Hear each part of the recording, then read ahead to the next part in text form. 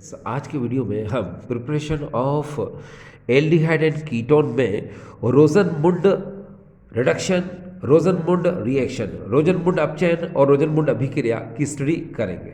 Dear students, इस method में एक बात दिमाग में रखिए कि इस मेथड में कीटोन का फॉर्मेशन नहीं होता।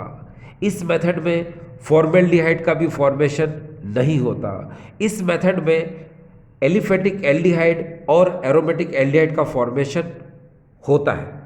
ठीक है, तो आपको दो चीज़ें बिल्कुल क्लियर हैं यहाँ पर, एलिफेटिक एल्डिहाइड और एरोमेटिक एल्डिहाइड दोनों बन सकते हैं, लेकिन फॉर्मेल्डिहाइड का फॉर्मेशन नहीं होगा और कीटोन का भी फॉर्मेशन इस मेथड से नहीं होगा। क्लियर? चलिए अब हम आगे बताते हैं आपको कि यहाँ हम सबसे पहले लेते हैं acid chloride, RCOCl acid chloride, और इस एसिड क्लोराइड को हम बॉइल्ड ज़ाइलिन में लेते हैं। फिर हम इसका हाइड्रोजनेशन कराते हैं H2 गैस के साथ, और यहाँ पर हम PDBSO4, यहाँ पर PD जो है कैटलिस्ट है और BSO4 ये PD कैटलिस्ट के लिए पॉइजन का वर्क करता है। ठीक है, अच्छा, आपको पता है PDBSO4 को हम लिंडलर कैटलिस्ट भी कहते हैं। हम PDBSO4 को लिंडलर कैटलिस्ट भी बोलते हैं। ठीक है, अब जरा स्टूडेंट्स एक बार जरा देखिए, यहाँ पर H2 है तो इसको हम ऐसे लिख सकते हैं H एंड H। तो यहाँ से देखिए, यहाँ से एक HCl बाहर हो जाएगा और एक H को आप यहाँ जोड़ दीजिए तो हमको मिलेगा RCHO प्लस HCl। यहाँ डियर स्टूडेंट्स एक बात दिमाग में रखिए कि यहाँ R का मतलब होता है, आप R यहाँ पर CH3 ले सकते हैं, और अगर आप चाहें तो R आप यहाँ पर C6H5 ले सकते हैं। तो इससे एक चीज़ क्लियर हो रही है कि इससे एलिफेटिक एल्डिहाइड के साथ साथ आप एरोमेटिक एल्डिहाइड का भी फॉर्मेशन कर सकते हैं। चलिए आपको मैं दोनों को लेके बताता हूँ। देखिए, इस R की जगह पर आप पहले CH3 रखिए। ये देखिए CH3 COCl, ठीक है, H2, और यहाँ पर तो आपको पता ही है क्या लेंगे हम, PD के साथ क्या लेंगे, BSO4, ऐसा ले लीजिए। ठीक है, यहाँ पर क्या होगा, एक HCl बाहर और H जुड़ जाएगा तो यहाँ हो जाएगा CH3CHO, और यहाँ से क्या हो गया HCl, यहाँ पर क्या हो गया डियर, बाहर हो गया। ठीक है, अब आपको पता ही है कौन है, इसको हम लोग बोलते हैं एसिटाइल क्लोराइड। यह है एसिटाइल क्लोराइड। ठीक है, एसिटाइल क्लोराइड से क्या बनता है, एसिटाल्डिहाइड, जिसको हम लोग एथेनॉल भी बोलते हैं। ठीक है, एसिटाल्डिहाइड, ये एसिटाल्डिहाइड बन गया। अगर हम चाहें R की जगह पर, पहले हमने ये लिया था CH3, हम चाहें तो C6H5 भी ले सकते हैं। तो हम चाहें तो इसको ऐसे भी ड्रॉ कर सकते हैं, या ऐसे करके यहाँ पर COCl ले लो। ठीक है, फिर यहाँ पर H2 लेना पड़ेगा, और साथ में तो पता ही है आपको PD एंड BSO4 ये ले लिया। अब क्या होगा, यहाँ से वही ये 2H है तो क्या होगा, एक HCl बाहर हो जाएगा, एक H जुड़ जाएगा इसके साथ, तो यहाँ हमको मिल जाएगा बेंजल्डिहाइड। ये देखिए, ये हमको मिल चुका है बेंजल्डिहाइड, और साथ में क्या निकला था, HCl, तो इसको हम लोग बोलते हैं डियर बेंजल्डिहाइड। ये हो जाएगा यहाँ पर बेंजल्डिहाइड। डियर स्टूडेंट्स एक बात दिमाग में रखिए कि एसिटाइल क्लोराइड से बनता है एसिटाल्डिहाइड, और ये बेंजेनॉइल क्लोराइड से बनता है बेंजल्डिहाइड। तो इसका नाम क्या है डियर, बेंजेनॉइल। ये बेंजेनॉइल, बेंजेनॉइल NO, बेंजेनॉइल NO, बेंजेनॉइल YL, ये हो जाएगा यहाँ पर बेंजेनॉइल। ठीक है, बेंजेनॉइल क्लोराइड।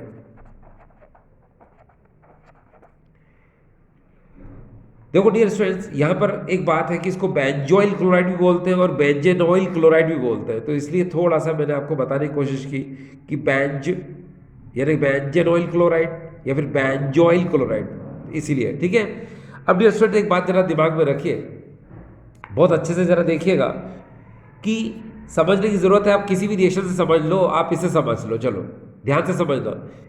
इस रोजनमुंड रिडक्शन में PD कैटलिस्ट होता है, इस रोजनमुंड रिडक्शन में PD उत्प्रेरक होता है, और इस PD कैटलिस्ट के लिए ये जो BSO4 है ये पॉइजन का वर्क करता है। ये BSO4 इस PD के लिए पॉइजन का वर्क करता है, यानी कि विष का कार्य करता है। ठीक है, BSO4 क्या करता है, इस पैलेडियम की एक्टिविटी को रिड्यूस कर देता है। ये BSO4 पैलेडियम की क्रियाशीलता को कम कर देता है। ठीक है, अच्छा, जिसकी वजह से होता क्या है, जिसकी वजह से ये एल्डिहाइड का आगे अल्कोहल में रिडक्शन नहीं हो पाता। देखो, ये PD और ये BSO4 इस PD की एक्टिविटी को कम कर देता है, इसके लिए विष का कार्य करता है, इसके लिए पॉइजन का वर्क करता है। ये इस एल्डिहाइड का आगे अल्कोहल में रिडक्शन नहीं होने देता। अगर आप यहां से BSO4 को हटा लो, सिर्फ PD लोगे आप, तो मालूम क्या होगा, एल्डिहाइड का आगे भी रिडक्शन हो जाएगा और वो किस में कन्वर्ट हो जाएगा, अल्कोहल में। तो चलिए मैं आपको बताता हूँ कैसे। अगर आप BSO4 न ले तो क्या होगा, तो देखिए नोट है ये, और मैं आपको इसमें R के अकॉर्डिंग लेके बताता हूँ आपको। देखो कैसे, सपोज ये फर्स्ट स्टेप, यहाँ पर देखिए RCOCl है सपोज। ठीक है, आप इसका हाइड्रोजनेशन या हाइड्रोजनीकरण कर रहे हो और सिर्फ PD लिया आपने, तो क्या होगा, रिएक्ट करा दो जरा इसके साथ, तो क्या होगा आपको पता है, रिएक्ट कराओगे तो यहाँ पर 2 H है, तो यहाँ से एक HCl बाहर हो जाएगा, H जोड़ दो यहाँ पर, तो ये बनेगा तो सबसे पहले एल्डिहाइड ही। ये देखिए यहाँ पर क्या बना, ये एल्डिहाइड बन गया। अब ये एल्डिहाइड का आगे क्या हो जाएगा, रिडक्शन हो जाएगा। इस एल्डिहाइड का आगे क्या हो जाएगा, अपचयन हो जाएगा। देखिए यहाँ बताता हूँ आपको सेकेंड स्टेप में।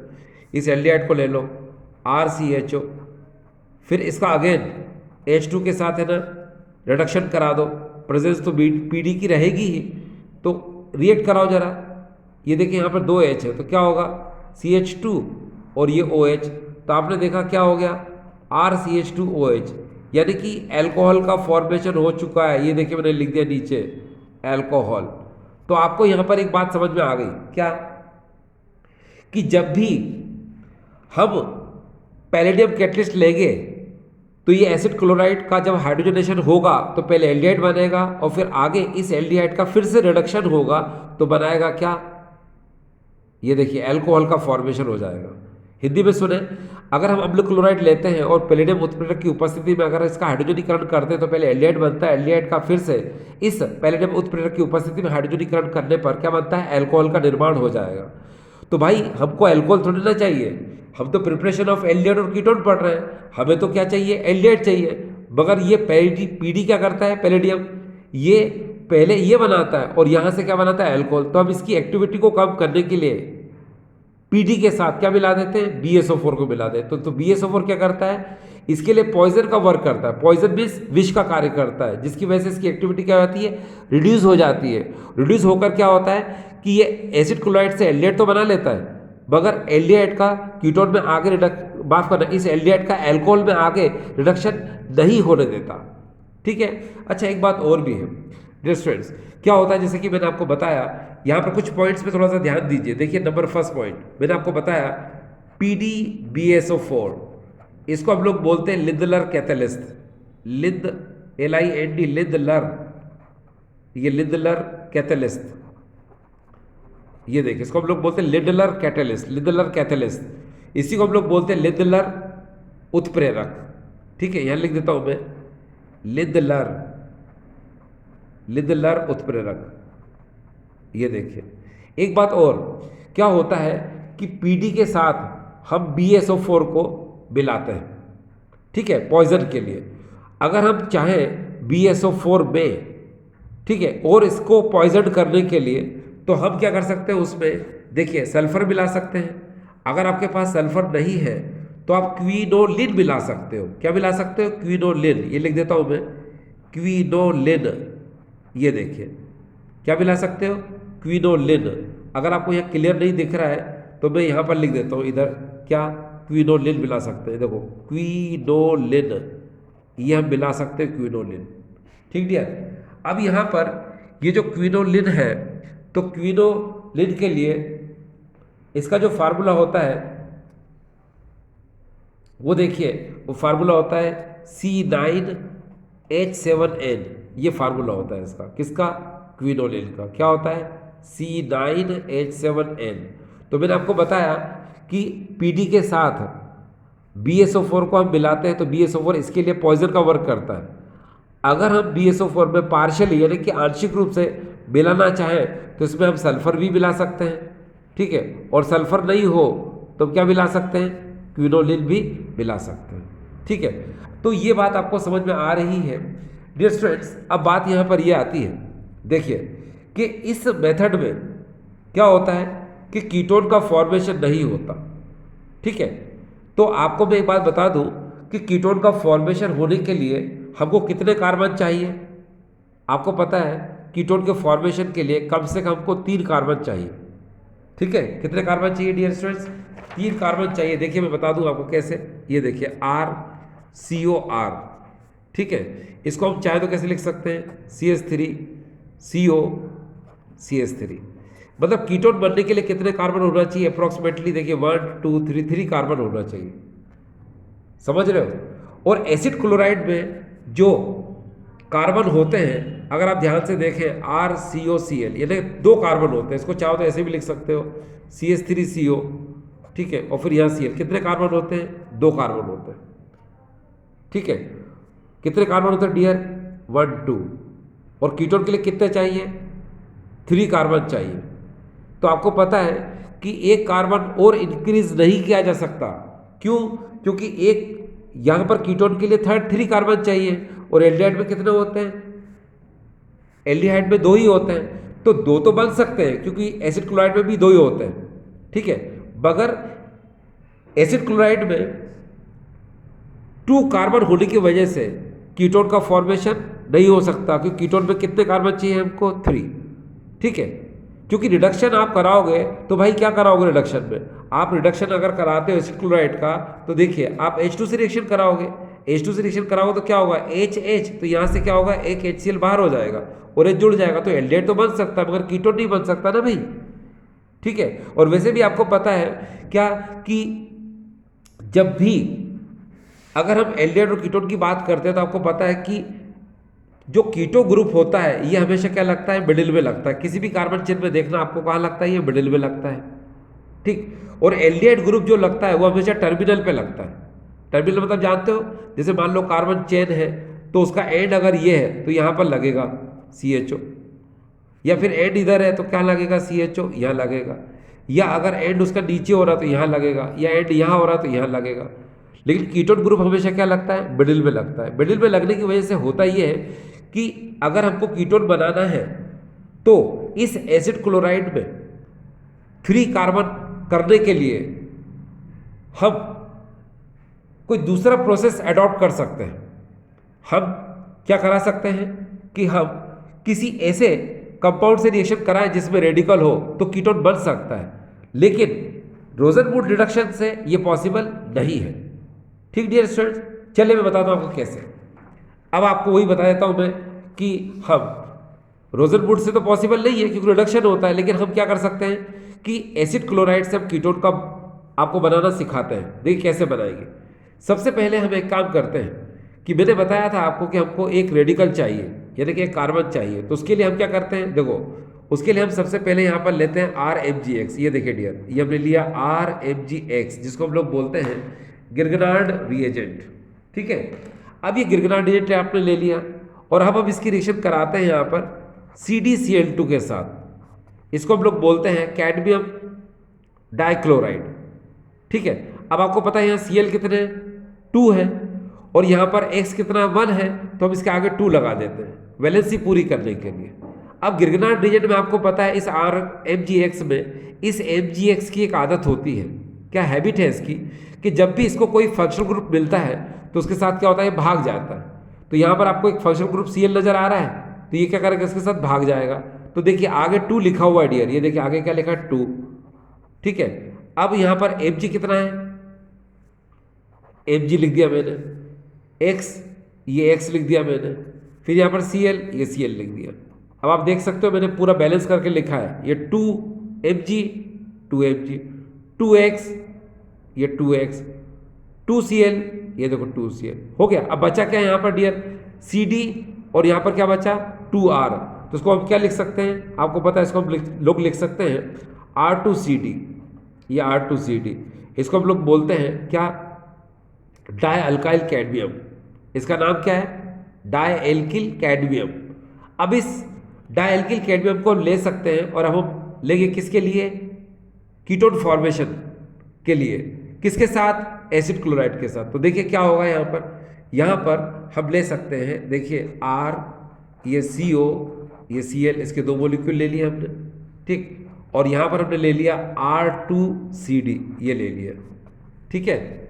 अब क्या होगा आपको पता है, इधर रेडिकल भी 2 है, इसलिए इधर 2 लगाना जरूरी था क्योंकि इधर भी 2 रेडिकल हो जाए। अब आपको पता है कि यहाँ से क्या होगा, ये CD है और यहाँ पर 2 बच जाए 2Cl, तो Cl कितने हैं यहाँ पर 2, तो ये CdCl2 बना लेंगे फिर से, है ना।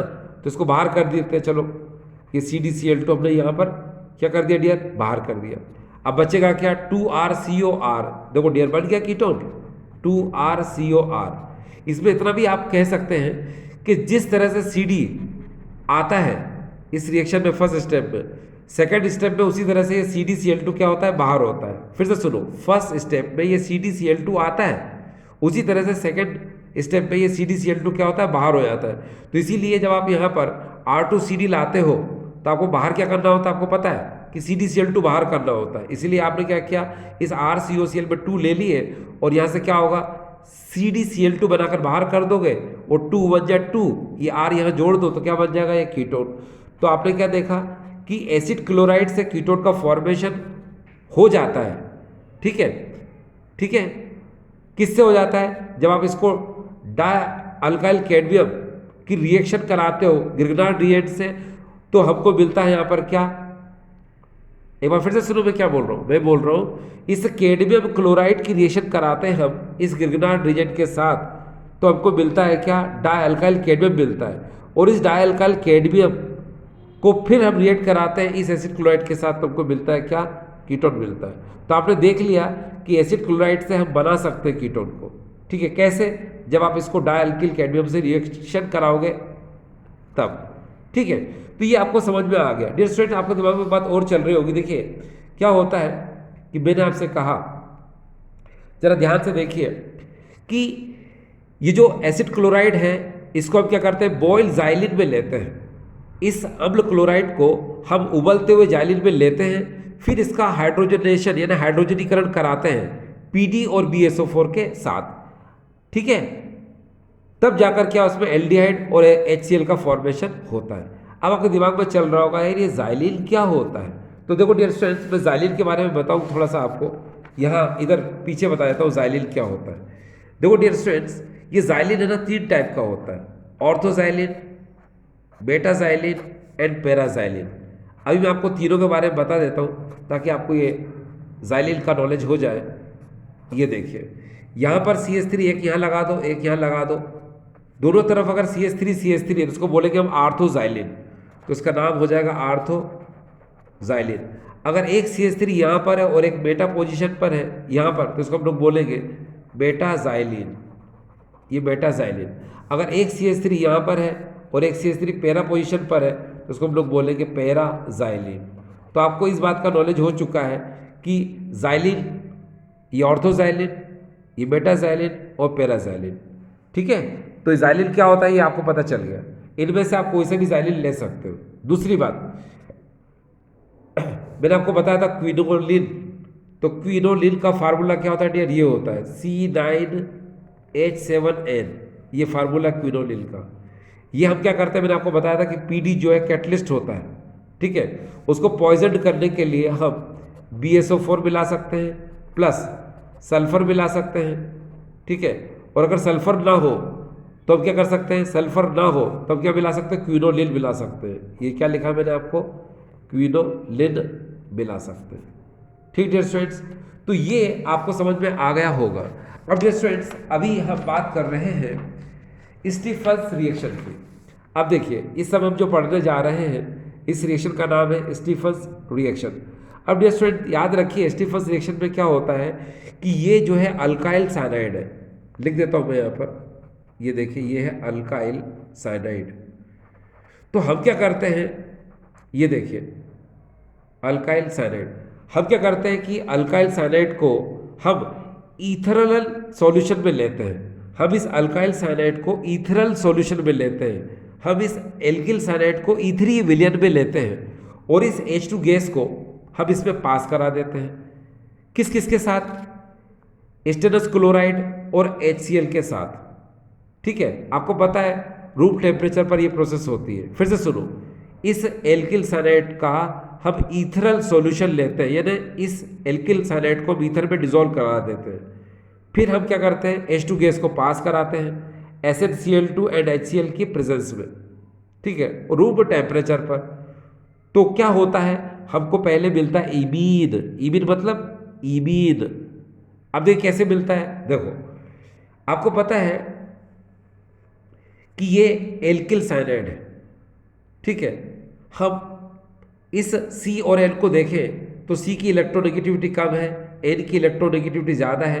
तो पाई इलेक्ट्रॉनों का जो ट्रांसफॉर्मेशन होता है वो हमेशा lower electronegative atom to higher electronegative atom की तरफ होता है, यानी कि इस तरफ से इस तरफ हो जाएगा, जिसकी वजह से C पर पॉजिटिव चार्ज आएगा और N पर नेगेटिव चार्ज आ जाएगा।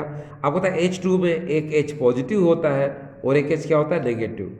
तो ये एक H यहाँ जुड़ जाएगा, ये एक H यहाँ जुड़ जाएगा। तो आपको ये एक इस तरह से कंपाउंड ऑप्टेन होगा। याद रखिए, किसी भी कंपाउंड में जब आपको bond CH double bond NH group नजर आता है तो इस ग्रुप को हम लोग बोलते हैं ईमीन। क्या बोलते हैं डियर, ईमीन। तो हमको ये ईमीन ऑप्टेन होता है। ठीक है, और जब हम इस ईमीन को लेते हैं और इसका हम क्या कराते हैं, H2O के साथ स्टीम डिस्टिलेशन करते हैं या बॉयल वाटर के साथ इसका हाइड्रोलिसिस कराते हैं, तो क्या होगा, ये देखिए यहाँ पर क्या कर सकते हैं हम लोग, थोड़ा सा मैं बता दूँ आपको। ये देखिए कि यहाँ पर RCH डबल बॉन्ड NH, तो यहाँ पर RCH डबल बॉन्ड NH ये था।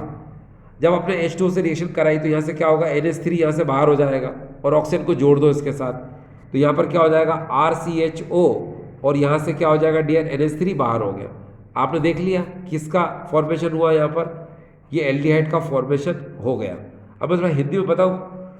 देखो, सबसे पहले स्टूडेंट्स हम इस एल्किल साइनाइड को ईथर या ईथरी विलयन में घोल देते हैं।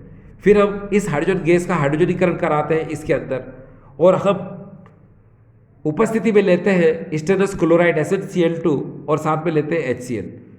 आपको पता है कि C और N के बीच में ट्रिपल बॉन्ड है, तो इसमें 2 पाई और 1 सिग्मा है। आपको पता है पाई इलेक्ट्रॉनों का जो स्थानांतरण होता है हमेशा कम ऋण विद्युतीय परमाणु से अधिक ऋण विद्युतीय परमाणु की ओर होता है। आपको पता है कार्बन कम ऋण विद्युतीय है और नाइट्रोजन अधिक ऋण विद्युतीय है, इसलिए कार्बन से नाइट्रोजन की तरफ इलेक्ट्रॉनों का स्थानांतरण होगा। कार्बन पर धनावेश आएगा और नाइट्रोजन पर ऋणावेश आ जाएगा।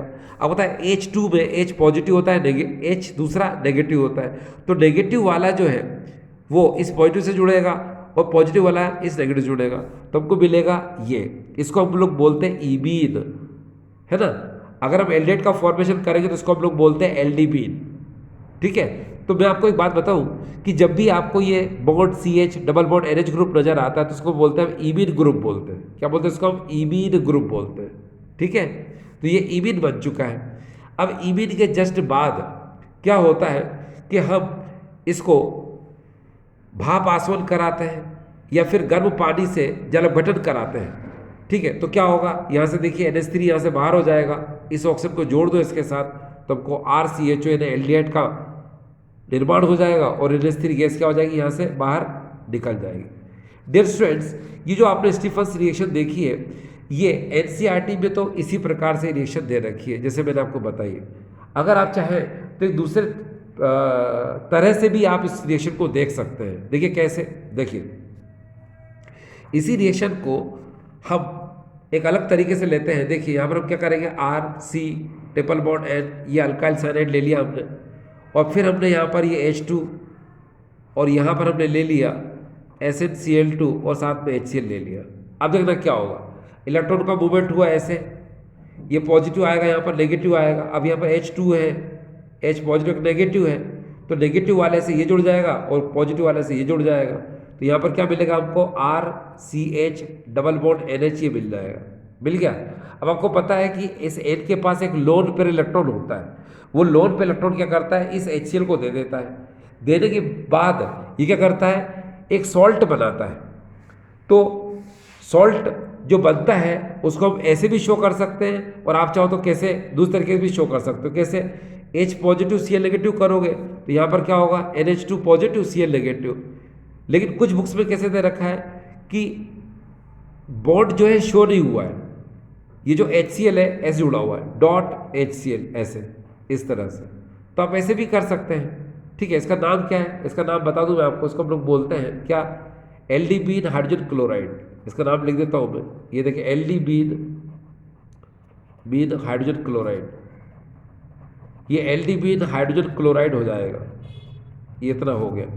अब इस एल्डिबीन हाइड्रोजन क्लोराइड का फिर से वही जो मैंने बताया आपको, ये RCH double bond NH dot HCl है यहाँ पर।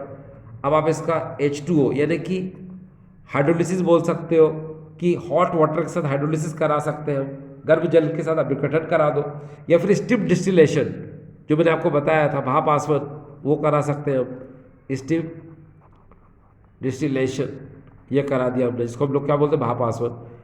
आप जरा ध्यान रखिए कि यहाँ पर क्या होगा, वो सुनो, यहाँ पर NH4Cl बाहर निकल जाएगा, ये देखिए NH4Cl, ये बाहर, ऑक्सीजन जोड़ दो इसके साथ तो क्या मिल जाएगा हमको, RCHO, ये एल्डिहाइड मिल गया हमको, एल्डिहाइड।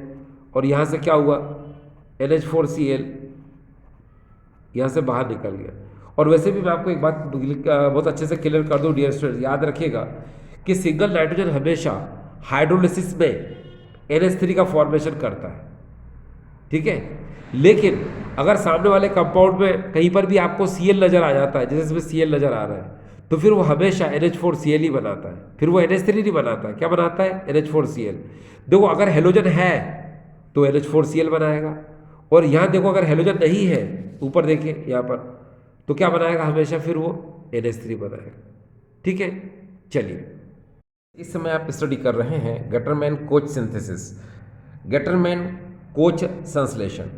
यहाँ क्या होता है कि हम बेंजीन लेते हैं और बेंजीन को हम रिएक्ट कराते हैं कार्बन मोनोऑक्साइड एंड HCl के मिक्सचर के साथ एनहाइड्रस AlCl3, और स्मॉल अमाउंट में हम लेते हैं क्यूप्रस क्लोराइड, और टेम्परेचर लेते हैं यहाँ पर 323 केल्विन। तो होता ये है कि ये CO और ये HCl मिलकर के एक अनस्टेबल कंपाउंड बनाते हैं, जिसको हम लोग बोलते हैं फॉर्माइल क्लोराइड, ठीक है। इस फॉर्माइल क्लोराइड में HCO ये पॉजिटिव होता है और Cl क्या होता है, नेगेटिव होता है, ठीक है। अब आप जानते हो ये क्या है, ये बेंजीन है, ठीक है। तो बेंजीन में क्या होता है कि आप जब इलेक्ट्रॉन का मूवमेंट कराते हो, तो आप इलेक्ट्रॉन मूवमेंट किधर कराओगे, इधर कराओगे, तो यहाँ पॉजिटिव चार्ज आएगा और यहाँ पर क्या आएगा डियर, नेगेटिव चार्ज आ जाएगा, आएगा। अब इस नेगेटिव पर क्या होगा, ये CHO ये अटैक कर देगा, ये इलेक्ट्रोफाइल कहाँ अटैक कर देगा, यहाँ अटैक करेगा। जब यहाँ अटैक करेगा तो देखो इसमें एक इंटरमीडिएट सिचुएशन क्रिएट हो जाएगी। किस तरह से, देखिए बता देता हूँ मैं आपको किस तरह से, वो इस तरह से होगी। ये देखिए, आपने क्या देखा, इस तरह से ये बॉन्ड आगे गया था तो यहाँ पॉजिटिव चार्ज आ गया था और यहाँ पर नेगेटिव चार्ज, ठीक है, इसके कार्बन पर, ठीक है। ये ऐसे ऐसे मान लो, ऐसी थी बेंजीन रिंग, ठीक है। और यहाँ पर क्या था कि मैंने आपसे कहा कि इसको आपने जब अटैक कराया, किसका, इस CHO पॉजिटिव का आपने अटैक किया। देखो एक बार फिर से सुनो, मैं आपको बता दूं, आपको ये तो बात पता है कि यहाँ पर क्या था, ये बॉन्ड जो था यहाँ से यहाँ गया तो ये पॉजिटिव चार्ज आएगा, यहाँ पर क्या आया, नेगेटिव चार्ज आ चुका है, ठीक है। अब क्लियर। अब क्या होगा, ये इलेक्ट्रोफाइल क्या करेगा, अटैक करेगा, कहाँ पर, यहाँ पर अटैक करेगा। यहाँ अटैक करने से होगा क्या, यहाँ अटैक करने से कि इंटरमीडिएट सिचुएशन क्रिएट हो जाएगी। देखिए किस तरह से, इस तरह से, ये बॉन्ड तो ऐसा कैसे रहेगा, ये बॉन्ड भी ऐसा कैसे रहेगा सपोज, और यहाँ पर ये पॉजिटिव चार्ज है, ठीक है। और यहाँ पर क्या होगा, इस तरह से, इस कार्बन पर H भी रहेगा और यहाँ पर ये CHO भी रहेगा, इतना, ठीक है। अब इसको हम लोग बोलते हैं इंटरमीडिएट सिचुएशन। आपको पता है इस CHO पॉजिटिव के साथ में क्या था डियर, Cl नेगेटिव भी था, ठीक है। तो होता ये है कि ये जो Cl नेगेटिव है, ये इस प्रोटॉन के साथ क्या होता है, बाहर निकल जाता है। कैसे बाहर निकलता है, देखिए यहाँ पर ये H है, इसका इलेक्ट्रॉन का मूवमेंट आप इधर ऊपर से नीचे की तरफ कर दो, जैसे ये बॉन्ड यहाँ आएगा तो ये प्लस कहाँ चला जाएगा, यहाँ चला जाएगा, ठीक है। यानी बेंजीन रिंग का फॉर्मेशन क्या हो जाएगा, फिर से हो जाएगा, ठीक है। तो यहाँ पर क्या होगा, यहाँ पर ये इस तरह से होगा।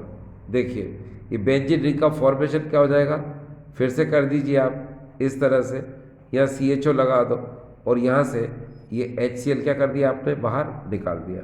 एक बार फिर से देखिए, मैंने आपसे कहा कि जब ये CHO अटैक करेगा यहाँ पर, ठीक है, तो यहाँ CHO अटैक करेगा तो माइनस प्लस, यानी इस माइनस पर अटैक किया तो यहाँ पर कार्बन पर न्यूट्रल सिचुएशन क्रिएट होगी इस तरह से, और पॉजिटिव चार्ज कहाँ रहेगा, यहाँ पर। फिर ये पॉजिटिव चार्ज जो है आप चाहो तो इसको रेजोनेंस के थ्रू मूवमेंट करा सकते हो, कहाँ से, यहाँ से लगा के यहाँ तक, ठीक है। तो पूरे पर कार्बन कहाँ कहाँ आएगा आपको पता है, ऑर्थो पर आएगा, पैरा पर और आएगा, और यहाँ पर आएगा। यानी जो पॉजिटिव चार्ज है कहाँ कहाँ आएगा, आर्थो पर, पैरा पर और आर्थो पर आएगा पॉजिटिव चार्ज, ठीक है। तो आप चाहो तो एक सिचुएशन और भी क्रिएट कर सकते हो, कैसी वाली, देखो यहाँ पर बना के दिखा देता हूँ, ऐसी वाली और भी क्रिएट कर सकते हो, क्योंकि पहले पढ़ चुके हो आप। यहाँ से लगाकर यहाँ तक ऐसे पॉजिटिव बना दो, ठीक है, क्योंकि पॉजिटिव इस आर्थो पैरा आर्थो यहीं तक मूवमेंट करेगा बस, और फिर ऐसे कर दो आप, यहाँ पर CHO और यहाँ पर H, ऐसे भी कर सकते हो, ठीक है। ये बिफोर द रेजोनेंस और ये आफ्टर द रेजोनेंस। रेजोनेंस के थ्रू इसने क्या कर दिया, अपने आप को स्टेबलाइज कर दिया, यानी कि स्टेबलाइज हो गया ये। अब उस यहाँ पर ये वाली सिचुएशन ले लो या ये ले लो, एक ही बात है।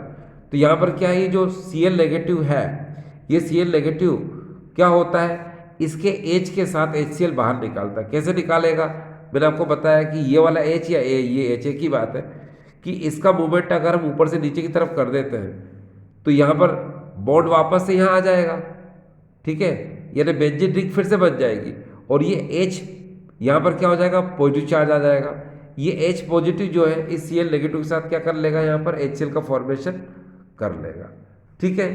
तो यहाँ आपने देखा, अभी इसको एक बार फिर से देखिए, मैं हिंदी में समझा दूँ।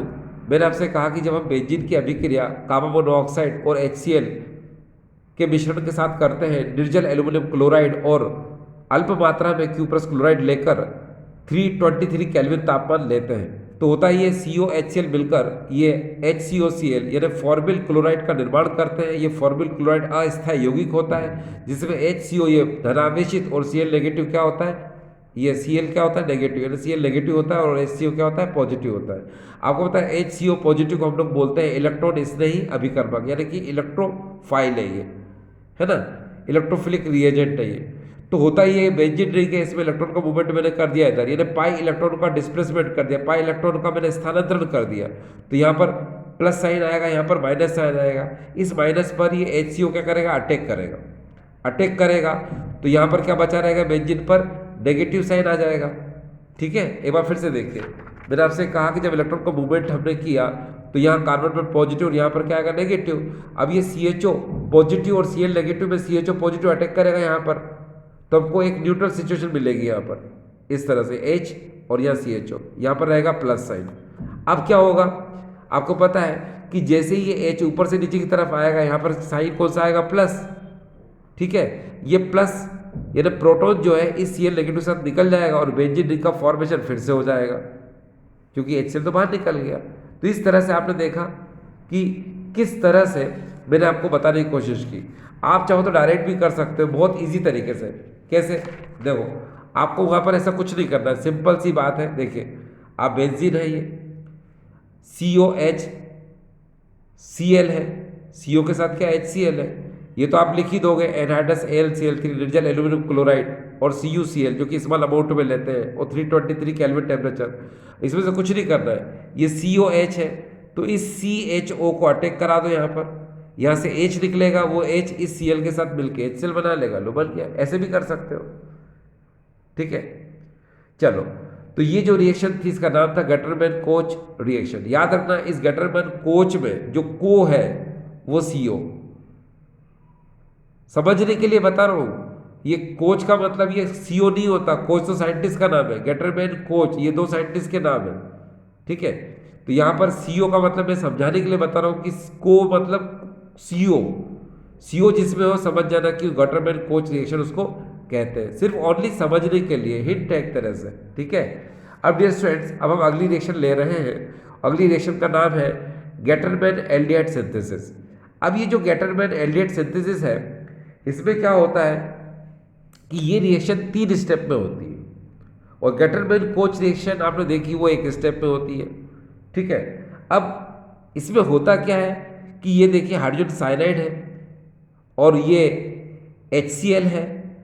हम इन जो गैसेस मिक्सचर है, ये जो मिक्सचर है, इसको हम एनहाइड्रस AlCl3 की प्रेजेंस में रिएक्ट कराते हैं। तो आपको पता है कि कार्बन से नाइट्रोजन की तरफ इलेक्ट्रॉनों का मूवमेंट होगा, पाई इलेक्ट्रॉनों का स्थानांतरण कार्बन से नाइट्रोजन की तरफ होगा।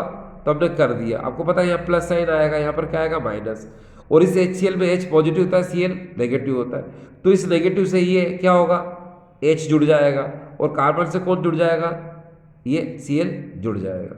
तो हमको मिलेगा ये जो कंपाउंड है, इसका नाम याद रखना पड़ेगा आपको। इसको हम लोग बोलते हैं इमिडोफॉर्माइल क्लोराइड। ठीक है, आपको याद रखना पड़ेगा, क्या बोलेंगे इसको, इमिडोफॉर्माइल क्लोराइड। ठीक है, इमिडो, इसको हम लोग बोलेंगे फॉर्माइल क्लोराइड, ये आपको याद करना पड़ेगा। अब ये जो इमिडोफॉर्माइल क्लोराइड है, इसको हम रिएक्ट कराते हैं किस साथ, बेंजीन के साथ। तो याद रखना कि जो बेंजीन है, इस बेंजीन में C और H ये शो कर देना। अब इसमें होता क्या है कि यहाँ पर इस कार्बन पर सपोज हमको अटैक कराना है, मैं आपको डायरेक्ट बता रहा हूँ। तो ये जो अभी हमने देखा इमिडोफॉर्माइल क्लोराइड है, इसमें इलेक्ट्रॉन का जो मूवमेंट है आपने इधर से इधर कर दिया, तो इस कार्बन पर पॉजिटिव चार्ज आ जाएगा और Cl पर नेगेटिव चार्ज। तो इसको हम लोग बोलते हैं क्या, इलेक्ट्रोफाइल। क्या बोलेंगे इसको, इलेक्ट्रोफाइल, यानी कि इलेक्ट्रॉन इसलिए अभिकर्मक कितना पार्ट है, ये इतना पार्ट। ठीक, अब ये क्या करेगा, ये अटैक करेगा कहाँ पर, इस कार्बन पर। चाहो तो पहले की तरह रिएक्शन कर दो जैसे मैंने पहले बताई थी आपको, या आप डायरेक्ट एक ही स्टेप में कर दो। कैसे कि इलेक्ट्रॉन का मूवमेंट ऊपर से नीचे कर दो, ये बोलकर कि इस बेंजीन में रेजोनेंस होता है। ठीक है, इसीलिए H पर पॉजिटिव चार्ज आएगा, C पर नेगेटिव चार्ज आएगा। इस नेगेटिव पर क्या करेगा, ये इलेक्ट्रोफाइल अटैक करेगा। ठीक है, वहाँ से H निकल जाएगा, वो H इस Cl के साथ मिलकर क्या करेगा, HCl बना लेगा। ये देखिए, और ये कंपाउंड का फॉर्मेशन हो गया। आपको पता है ये CH डबल बॉन्ड NH है, तो C की तरफ से अटैक किया तो CH डबल बॉन्ड NH ये बन गया, फिर वहाँ से H इस Cl के साथ मिलकर HCl बना लिया। तो इस कंपाउंड को हम लोग बोलते हैं बेंजल्डिमीन। याद आना पड़ेगा आपको, बेंजल्डिमीन। ये बेंजल्डिमीन ये एक इंटरमीडिएट कंपाउंड है, अंतर्माध्यमिक यौगिक है। ये भी है ना एनहाइड्रस AlCl3 की प्रेजेंस में ही बनता है। अब क्या होगा, इस बेंजल्डिमीन को हम यहाँ पर लेंगे और हम इसको हाइड्रोलिसिस यानी जल अपघटन कराएंगे। ठीक है, हॉट वाटर के साथ, यानी वाटर जो है इसको क्या करेंगे, बॉइलिंग कराते हैं यहाँ पर। ठीक है, तो क्या होगा आपको पता है, यहाँ से NH3 क्या हो जाएगा, बाहर कर दो, ऑक्सीजन को जोड़ दो, तो यहाँ पर क्या बन जाएगा, बेंजल्डिहाइड। देखो मैंने डायरेक्ट बता दिया आपको, थोड़ा सा इजी लगे, तो अभी तक आपको प्रॉब्लम नहीं आई है। एक बार फिर से देखिए, अब हम नेक्स्ट रिएक्शन की बात करते हैं, गेटरमैन रिएक्शन। ये गेटरमैन रिएक्शन हालांकि इस एल्डिहाइड कीटोन चैप्टर में नहीं है, सिर्फ मैंने आपको समझाने के लिए बताने की कोशिश की है। कई बार स्टूडेंट्स कंफ्यूज होते हैं गेटरमैन वर्ड सुन करके। तो याद रखिए गेटरमैन रिएक्शन ये होती है। इसमें क्या होता है आपको पता है, ये बेंजीन डाइज़ोनियम क्लोराइड है, और इस बेंजीन डाइज़ोनियम क्लोराइड को हम इस कॉपर के साथ और HCl के साथ रिएक्ट कराते हैं।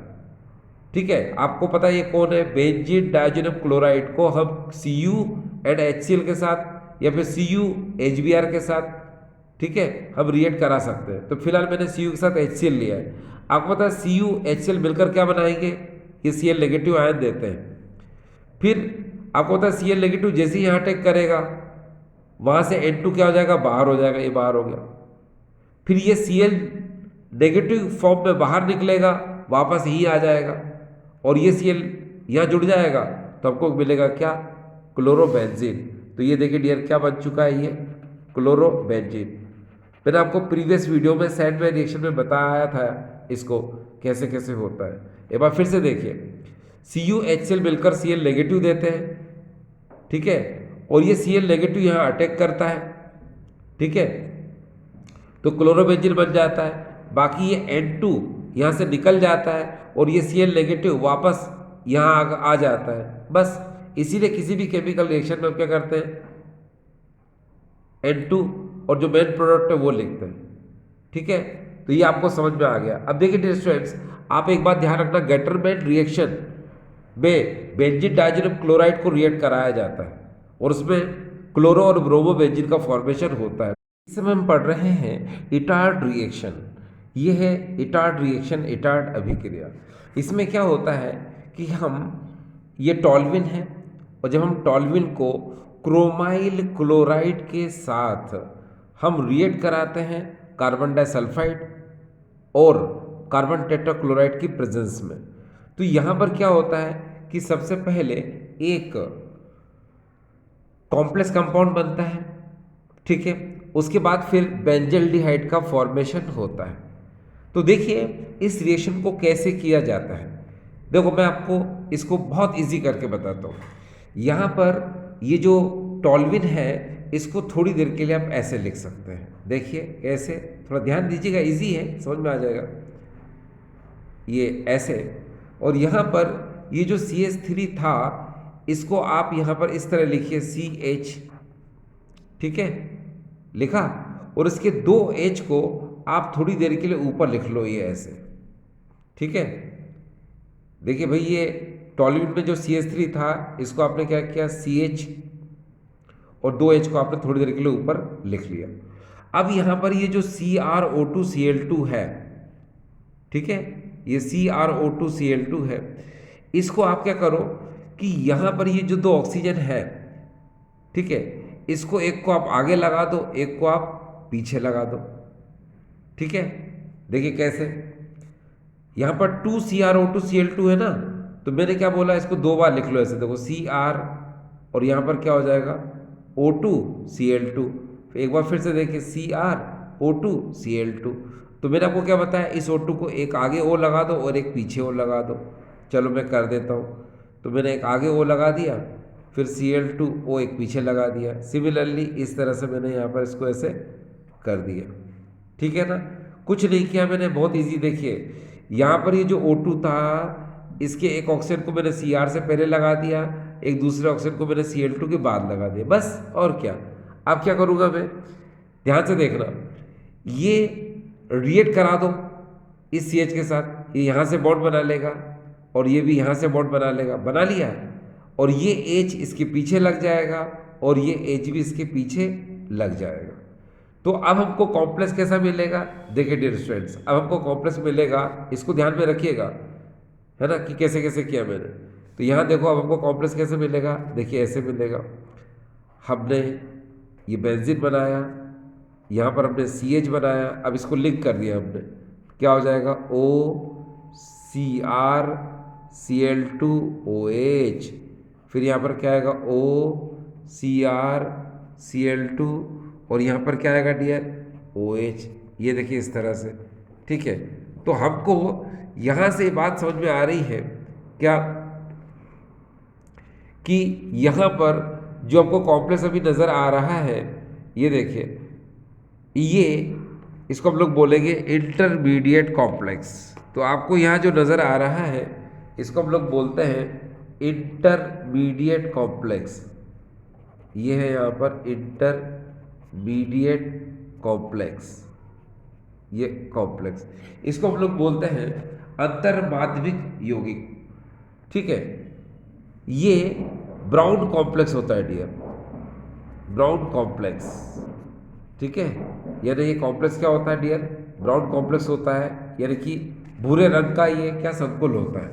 अब देखिए जरा ध्यान से, यहाँ पर क्या होगा कि ये जो कॉम्प्लेक्स है इसको हम क्या कराते हैं, इसके आगे हाइड्रोलिसिस कराते हैं। इसी के आगे अगर हम हाइड्रोलिसिस कराएं तो आप या तो यहाँ करा दो, मैं इसको फिर यह अलग से लेके ले लेता हूँ, फिर इसका यहाँ पर क्या कराएंगे हम, हाइड्रोलिसिस यानी जल अपघटन कराएंगे। देखिए इसको वैसा का वैसे लिख लेते हैं हम यहाँ पर अगेन, ये इस तरह से आपको समझाने के लिए फिर से एक बार लिख रहा हूँ, क्योंकि अभी हमको क्या कराना है, यहाँ पर हाइड्रोलिसिस कराना है, जल अपघटन कराना है। OCrCl2OH, OCrCl2OH, ठीक है। अब हम यहाँ पर क्या कराएंगे, H2O यानी हाइड्रोलिसिस कराएंगे। तो यहाँ पर हम लिख देते हैं हाइड्रोलिसिस, ये हो जाएगा हाइड्रोलिसिस। और हाइड्रोलिसिस का मतलब होता है जल अपघटन। ये देखिए यहाँ पर हो जाएगा ये जल अपघटन। ये अब देखिए डियर स्टूडेंट्स कि यहाँ क्या हो सकता है। देखिए यहाँ पर ये जो H2O है इसको आप इस तरह लिख सकते हैं। देखिए कैसे, आप इसको H पॉजिटिव और OH नेगेटिव में आप इसको लिख सकते हो। ठीक है, अब क्या होगा, अब आपको पता है कि हमको इस ब्राउन कॉम्प्लेक्स को जब हम हाइड्रोलिसिस कराते हैं, इस भूरे रंग के संकुल को जब हम जल अपघटित कराते हैं तब हमको बेंजल्डिहाइड तो मिलता है, और बेंजल्डिहाइड हमें मिल जाएगा। दो कैसे मिल जाएगा आपको बता, तो कैसे मिलेगा। देखिए यहाँ पर आपको थोड़ा सा ध्यान देने की ज़रूरत है कि यहाँ से ये इतना कॉम्प्लेक्स ये बाहर निकल जाएगा। ये बाहर निकल गया, बाहर निकल गया तो डियर क्या बन जाएगा, आप समझदार हैं। यहाँ पर क्या हुआ, C6H5CHO। ये देखिए यहाँ लिख देता हूँ मैं, ये हमको बेंजल्डिहाइड मिल चुका है, ये हमको बेंजल्डिहाइड मिल गया। अब देखिए क्या हुआ, ये जो H पॉजिटिव है ये इसके साथ लिंक हो जाएगा, और ये OH नेगेटिव जो है ये इसके साथ लिंक हो जाएगा। तो अब हमको क्या मिलेगा, अगर आप ध्यान से देखें हमको यहाँ पर क्या मिल सकता है, हमारे पास ये देखिए Cr। अब मैंने बताया आपको कि ये OH जो है ये लिंक होगा किसके साथ, इसके साथ, और ये H लिंक होगा किसके साथ, O के साथ। तो अब हमारे पास क्या, Cr OH कितना हो गया सर, होल ट्वाइस, और साथ में क्या है वहाँ पर देखिए Cl2। तो एक तो ये बनेगा, और दूसरा ही इसके नीचे भी सेम यही बन रहा है, तो यहाँ पर हम आगे ट्वाइस लगा देते हैं। तो इस तरह से ये कॉम्प्लेक्स बनकर क्या हो जाएगा, ये बाहर निकल जाएगा। ये वाला कॉम्प्लेक्स बनकर क्या हो जाएगा, ये बाहर निकल जाएगा। हमें मेन प्रोडक्ट क्या मिलेगा, ये जिसको हम लोग क्या बोलते हैं, बेंजल्डिहाइड। तो ये है बेंजल्डिहाइड, जिसको कि आपने देखा कि इस तरह से ये बेंजल्डिहाइड क्या हो जाता है, बाहर हो जाता है। डियर स्टूडेंट्स एक बात और मैं अगर आपसे कहूँ इस इटार्ड रिएक्शन के बारे में, वो ये कि कई बार ऐसा होता है कि इस इटार्ड रिएक्शन में बुक्स के अंदर कुछ डिफेक्ट होते हैं या फिर लिखा नहीं जाता। कैसे कि ये टॉल्विन है, इसको आप रिएक्ट कराते हो क्रोमाइल क्लोराइड के साथ कार्बन डाइसल्फाइड या फिर कार्बन टेट्राक्लोराइड के प्रेजेंस में, तो यहाँ पर ये ब्राउन कॉम्प्लेक्स ऑप्टेड होता है। ब्राउन कॉम्प्लेक्स ऑप्टेड होने के बाद क्या होता है कि हम इसी को अगर यहाँ पर H2O से रिएक्ट करा देते हैं, तो H2O से रिएक्ट कराने के बाद क्या होता है कि डायरेक्ट जो है क्या होता है कि बेंजल्डिहाइड का फॉर्मेशन हो जाता है। वो ये सब बोलते हैं कि डायरेक्ट बेंजल्डिहाइड का फॉर्मेशन हो जाता है बस, और बाकी छोड़ देते हैं। ठीक है, तो आप भी ऐसा कर सकते हो क्या कि इस कॉम्प्लेक्स के बाद आप यहाँ पर है ना एरो मार्कर आप लिख सकते हो हाइड्रोलिसिस जल अपघटन, और यहाँ पर आप क्या करोगे, या बेंजल्डिहाइड बना दो। ये ऐसे करके आप CHO लिख दो बेंजल्डिहाइड, तो ये हो गया आपका मेन प्रोडक्ट। अब बाकी का जो हुआ इसको लिखने की जरूरत भले ही चाहो तो आप मत लिखो।